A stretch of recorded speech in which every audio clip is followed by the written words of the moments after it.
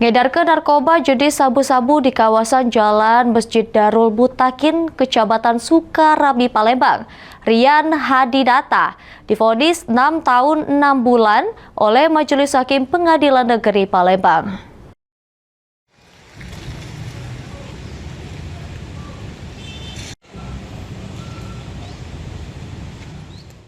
Rian Hadinata terdakwa pengedar narkotika jenis sabu-sabu dengan berat neto 0,536 gram di kawasan Jalan Masjid Darul Mutakin, Kelurahan Sukodadi, Kecamatan Sukarabi, Palembang.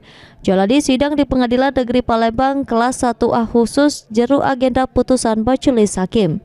Jeru amar putusannya, Majelis Hakim yang diketuai Kori Oktarina menyatakan terdakwa Rian Hadinata sudah bersalah ngelakukan tindak pidana KTH ngelawan hukum. Nawarke untuk dijajo, bejajo, membeli jadi perantaro jeru jajo beli narkotika golongan 1. Menghukum terdakwa dengan pidana penjara selama 6 tahun 6 bulan, denda 1 miliar subsidi 190 hari kurungan.